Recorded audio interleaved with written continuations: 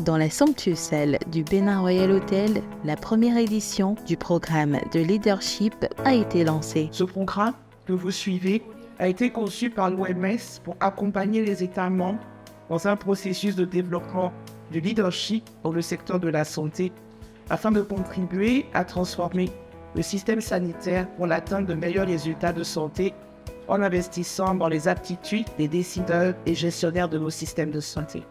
Je ne pourrais pas me taire à ce niveau-là sans exprimer à nouveau ma gratitude à l'USAID et à la Banque mondiale pour leur accompagnement dans les efforts de renforcement du leadership au niveau du secteur de la santé au Bénin. C'est sur ces mots que je déclare ouvert cet atelier qui se fait en présentiel ce jour 23 mai 2023, bien sûr sur le leadership et la gouvernance. Vive la santé au service du développement, vive la coopération internationale, vive la collaboration entre le ministère de la Santé et l'OMS, vive le Bénin, je vous remercie.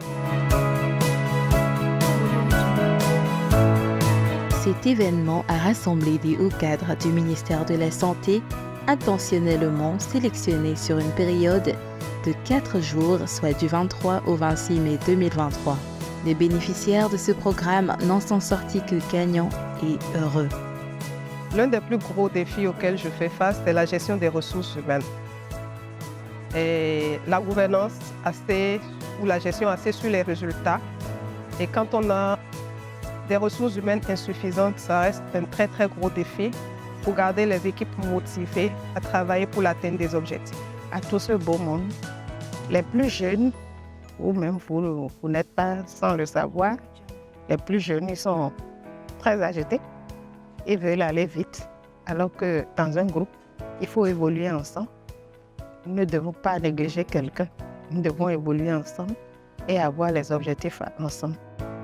De grands esprits se sont rencontrés, des repas ont été partagés et tout ça dans une ambiance très conviviale.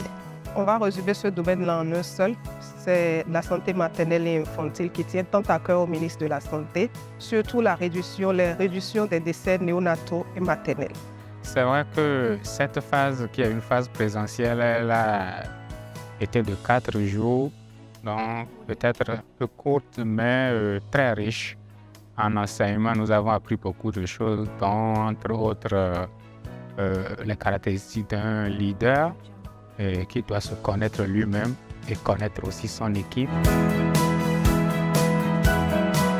La première chose que j'appliquerai pas mardi, mais mercredi plutôt, parce qu'il y a la réunion de l'équipe d'encadrement de zone élargie aux différents chefs postes et responsables maternité, c'est de restituer d'abord cette formation à toute l'équipe de la zone sanitaire, définir avec eux une feuille de route et voir comment est-ce que nous pouvons continuer de former une équipe soudée.